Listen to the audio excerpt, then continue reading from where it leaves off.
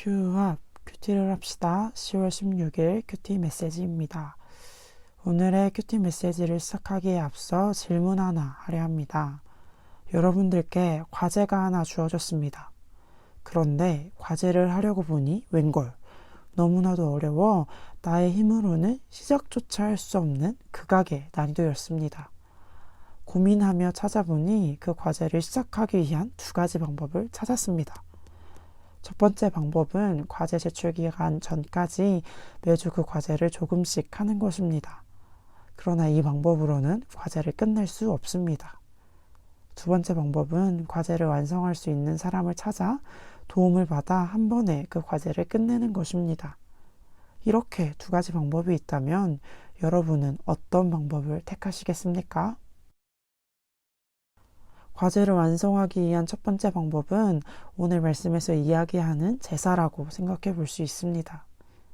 예수님이 오시기 전, 그러니까 구약시대 사람들은 매년 제사를 드렸습니다. 5절과 6절 말씀을 보면 제사, 예물, 번제, 속죄제라는 단어를 찾아볼 수 있는데요. 제사는 화목제, 예물은 소제를 의미합니다.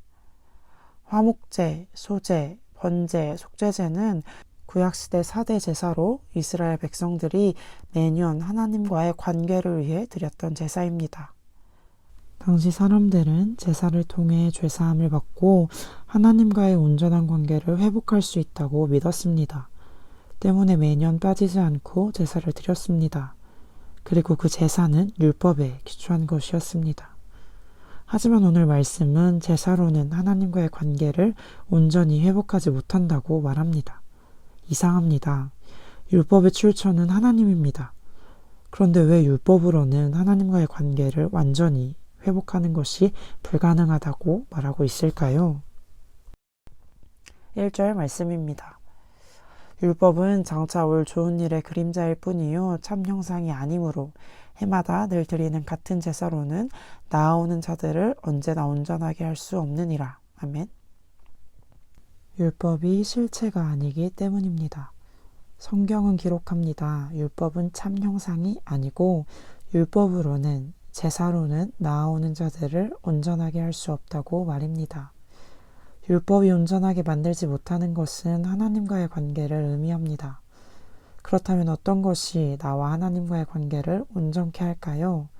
또한 그렇다면 하나님께서는 왜 율법을 주셨을까요? 우리는 그 모든 답을 예수님에게서 찾을 수 있습니다. 7절 말씀입니다. 이에 내가 말하기를 하나님이여 보시옵소서 두루마리 책에 나를 가리켜 기록된 것 같이 하나님의 뜻을 행하러 왔나이다 하셨느니라. 이 말씀에서 두루마기는 율법 그리고 성경을 의미합니다. 하나님께서는 성경에 제사의 방법뿐 아니라 예수님을 기록하셨습니다. 율법에 기록된 제사와 예수님의 결정적인 차이는 바로 제물입니다. 제사에 빠질 수 없는 필수 요소 중 하나가 제물입니다. 4절 말씀을 통해 매년 드린 제사에 사용된 제물을 알 수 있습니다. 이는 황소와 염소의 피가 능히 죄를 없이 하지 못함이라. 그들은 매년 율법에 따라 짐승의 피로 제사를 드렸습니다. 그러나 예수님의 제사는 달랐습니다. 당신이 직접 제물이 되셨습니다. 예수님이 누구십니까? 예수님은 하나님이십니다.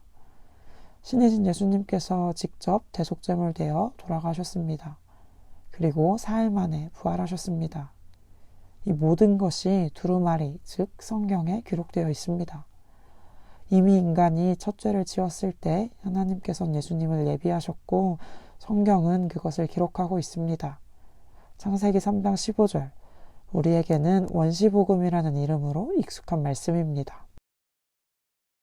내가 너로 여자와 원수가 되게 하고 내 후손도 여자의 후손과 원수가 되게 하리니 여자의 후손은 내 머리를 상하게 할 것이요 너는 그 발꿈치를 상하게 할 것이니라 하시고 율법에 기록된 제사는 예수님의 대속제물 되심을 예표하는 그림자일 뿐입니다. 장차 올 좋은 일, 예수님의 대속사역을 예표하고 있습니다. 그림자는 그림자일 뿐 실체가 될 수 없습니다.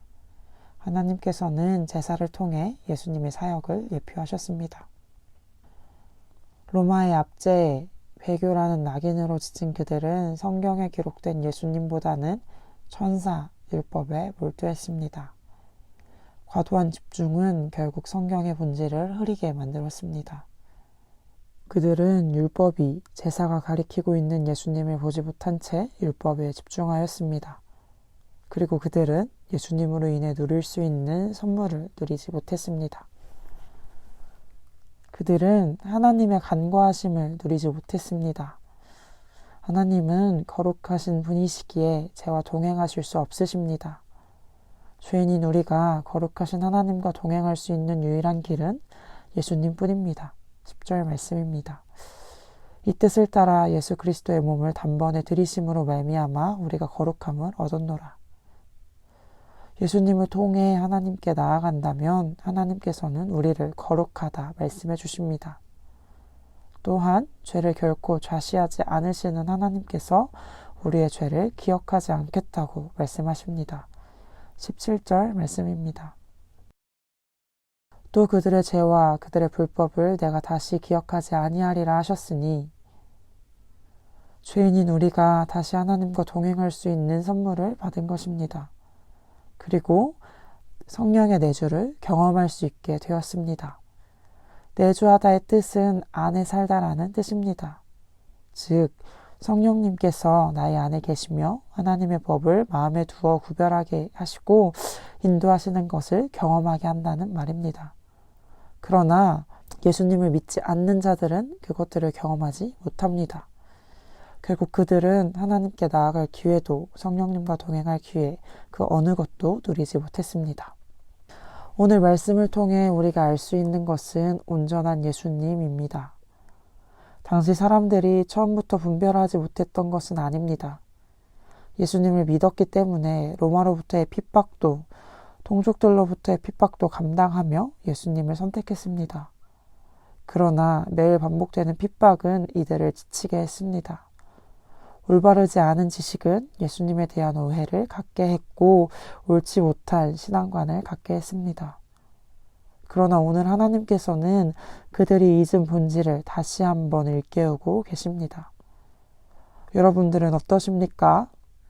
말씀에 대한 올바른 지식을 알기 위해 힘쓰십니까?